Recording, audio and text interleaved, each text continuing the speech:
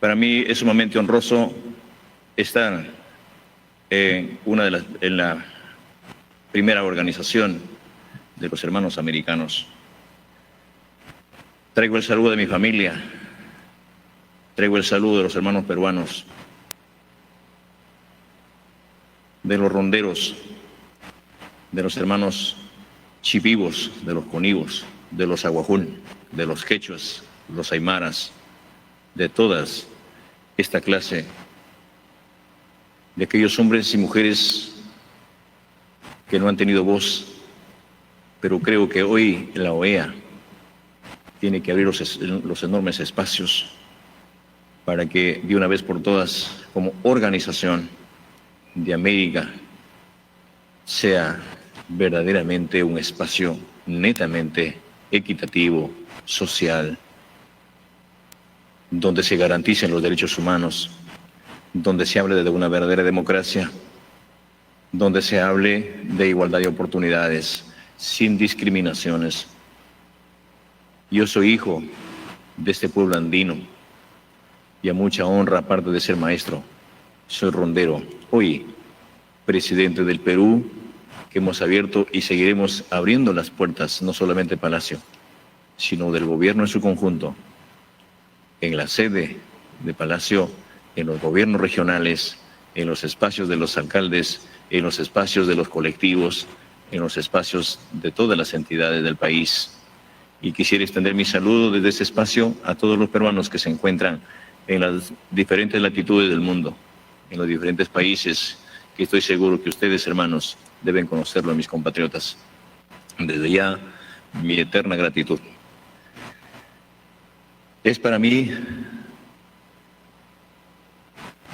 en particular, un grato honor que al salir de mi país haya tenido que dirigirme a este espacio para que desde este espacio tenga que manifestar al mundo de que si no logramos la unidad de los gobiernos, la unidad de los estados, la unidad de los pueblos, de quienes tenemos la responsabilidad para atender a las grandes mayorías, poco o nada habremos hecho. Hay que aprender de la pandemia, hay que aprender de lo que más nos ha maltratado en el Perú, en América Latina, en toda América y en el mundo. Yo fui uno de los primeros candidatos que estuvo 21 días con el COVID. Y salimos de esto, pero haciendo todo el esfuerzo. En el Perú, más de 215,000 compatriotas se nos han ido. Muchos compañeros empresarios, adinerados, profesionales, dirigentes, obreros, personas que no tienen voz también. Y esto nos ha permitido ver de que no podemos estar los países sacándonos los ojos entre nosotros, mirando diferencias, cuando tenemos enemigos comunes, como las enfermedades, como el hambre, como la miseria, como las grandes desigualdades. Yo como maestro muchas veces obligué a mis alumnos, a mis niños, a copiar esta canción de América, de las Américas, y todos cantamos con ellos. Y sé la historia, por qué se gesta la OEA, sé por qué se funda la OEA, cuándo se funda, cuál es su misión. Pero cuando en las calles del Perú usted hace un censo y pregunta qué es la OEA, para qué sirve, y el poblador lo que piensa, dice, ¿sabes qué? Estoy buscando un pan, necesito agua, necesito educación, necesito salud, necesito que los derechos no se digan, que los derechos no sean parte del discurso, sino que se sientan, que se vivan, que se expresen naturalmente como lo conciben. Hoy, asumiendo el mandato en el Perú, nos hemos comprado ese pleito para acabar con las desigualdades, para acabar con este gran flagelo que es el flagelo de la corrupción.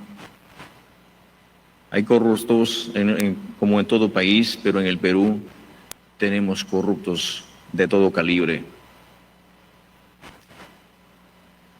La corrupción es un gran problema en mi país y tenemos corruptos hasta para exportar. Y esa es nuestra lucha, porque la corrupción le ha quitado un pan a las familias que no tienen pan. Le ha quitado muchos beneficios a la población. Detrás de Palacio existen muchas familias totalmente vulnerables que tienen como techo un pedazo de estera.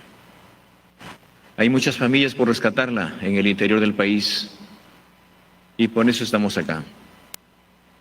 Para involucrarnos no solamente en la OEA, no solamente en el nombre, no solamente en el papel, sino a invitarlas a ustedes para que visiten el país, visiten el Perú, conozcamos más sus organizaciones, conozcamos más los pueblos. Y en ese marco, yo quisiera agradecer a la OEA por haber no solamente reconocido el triunfo de un hijo del pueblo como gobierno, sino también por haber sido firme y por no haber permitido de que alguien se lo ponga en la agenda, porque de eso creo que estemos convencidos, que los países participen, los pueblos participen. La democracia entiendo de que es la participación abierta, genuina, voluntaria de los pueblos, de sus organizaciones. La democracia no puede tener ningún espíritu de discriminación. Yo soy maestro, vengo de la escuela donde en esa escuela está rajada de punta a punta. Mis padres de familia siguen alumbrándose con un mechero, no hay servicio de luz eléctrica. Muchas familias en esa comunidad no conocen un grifo de agua, se sigue tomando agua de un puquio.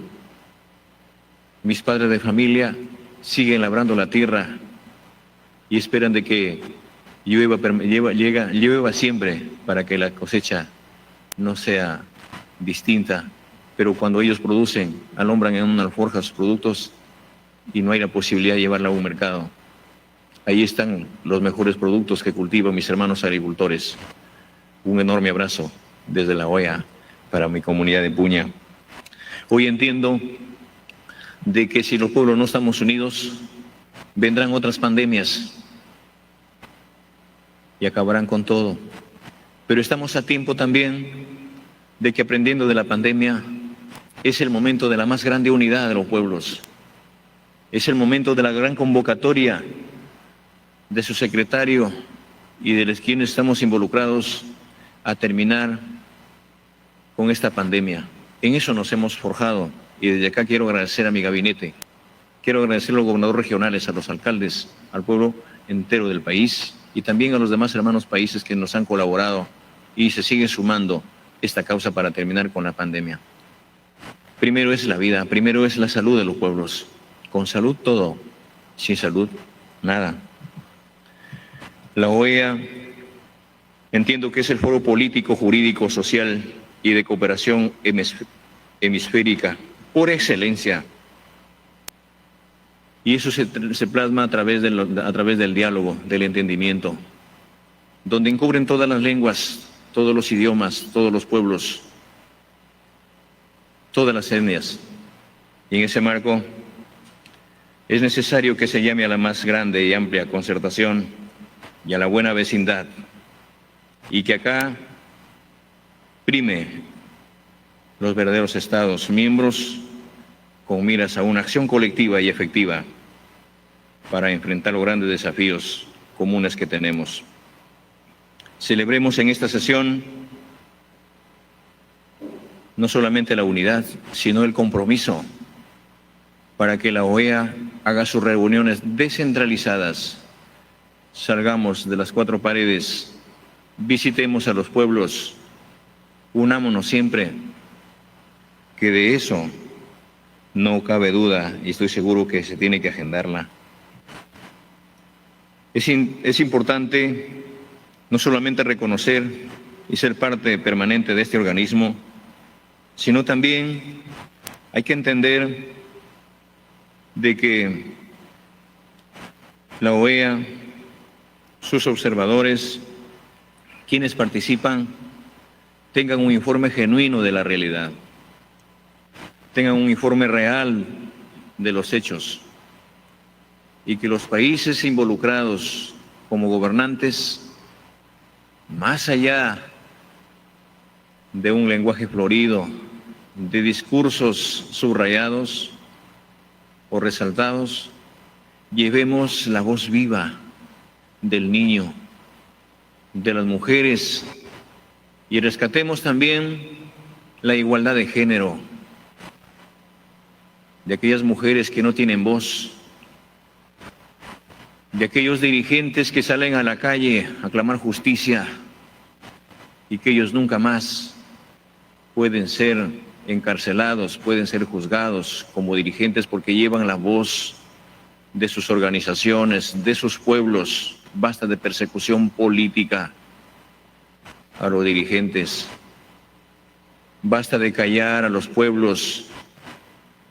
Es necesario agendar la libertad, las libertades sindicales, porque los sindicatos de donde yo procedo llevan la voz auténtica de sus pueblos, de los trabajadores.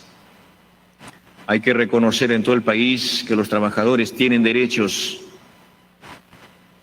que se han forjado y han logrado a punta de sudor, de sacrificio, y que también en esa lucha por conseguir tienen muchos compatriotas, muchos compañeros que han entregado su vida.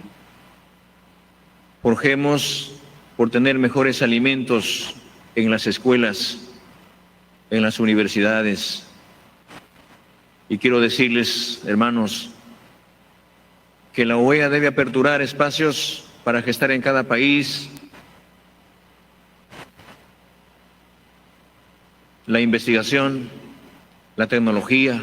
En el Perú vamos a crear el Ministerio de la Ciencia, la Tecnología y la Investigación para que nuestros hijos, al terminar la escuela, al terminar la secundaria, tengan el acceso directo a la universidad. No puede estar desligada la educación básica, como en el Perú, la educación básica de la universidad. Yo soy un testigo presencial y un testigo vivo que de cada 20 niños que han pasado por el salón, uno termina la universidad. El Estado, el gobierno les da un título a nombre de la nación y ese profesional resulta como taxista y no tiene oportunidad laboral. Tenemos que enlazarla. Tenemos que hacer que la educación sea un derecho constitucional, que la educación no sea más un privilegio para unos cuantos y que no sea un espacio de discriminación. Estoy convencido que si no invertimos en la educación, poco o nada habremos hecho por los pueblos. Pero en el Perú vamos a dar todo el esfuerzo para que los pueblos, para que un Ashaninka, un rondero, un aymara, un aguajún, esté a la altura de cualquier ciudadano, de cualquier hombre del Perú y del mundo, y esté a la altura de los que estamos acá sentados en la OEA. Creemos importante manifestar de que todo pasa por una voluntad soberana y que pensemos siempre en las grandes mayorías y que en ese compromiso hoy tenemos que asumir responsabilidades.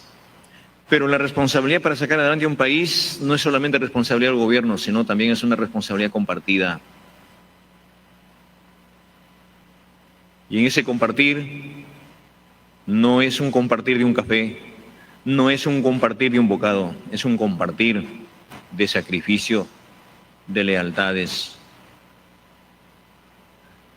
Si alguien muestra una confianza para ejercer un cargo en un ministerio, en un espacio social,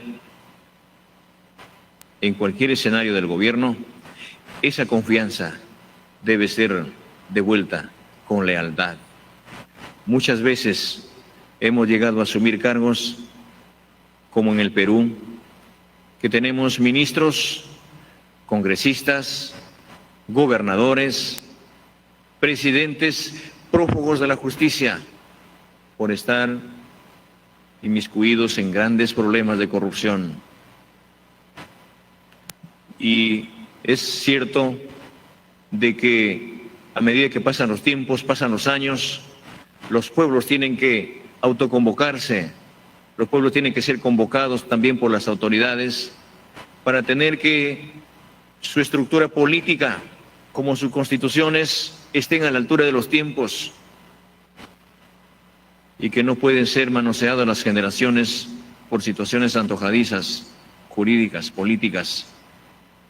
Yo vengo de ese rincón que clama que los cambios estructurales y políticos en el Perú sean escuchados por las autoridades y que cuando vemos de que queremos cambiar las cosas en sintonía con el pueblo, en sintonía con los hombres de abajo, muchas veces nos hemos visto estigmatizados. Nosotros no somos comunistas. Nosotros no hemos venido a expropiar a nadie.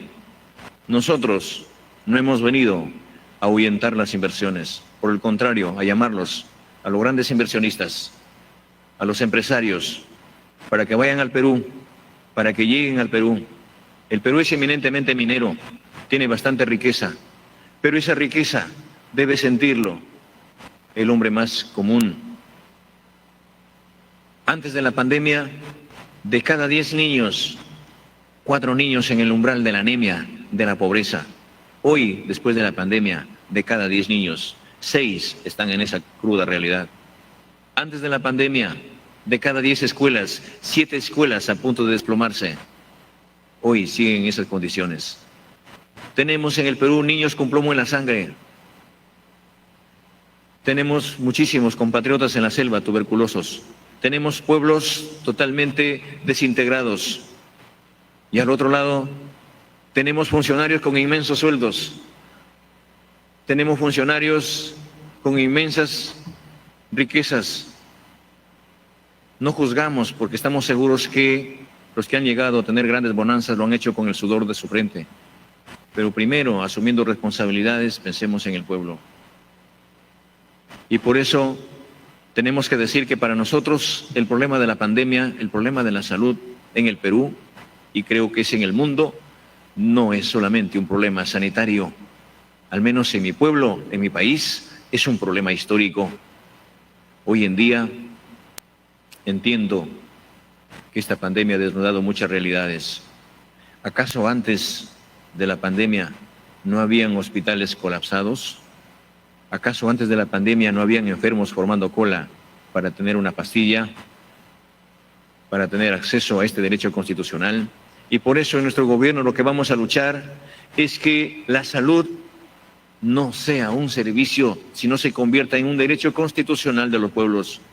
Que la educación se convierta en derechos constitucionales, que la alimentación igual, y que las calles de los pueblos estén abiertos, que no estén cerrados, que no estén enrejados, porque estoy seguro que igual que en el Perú también hay otros problemas como la inseguridad, la delincuencia, el narcotráfico,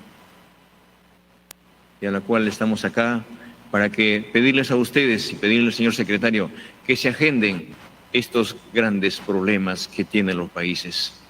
Y como estamos acá en Estados Unidos, yo invito para que nos sentemos también y los llamo a todos ustedes para que volvamos a sentarnos en cualquier pueblito del Perú y veamos de cerca la realidad de los pueblos. ¡Viva la OEA! ¡Viva América! Muchas gracias.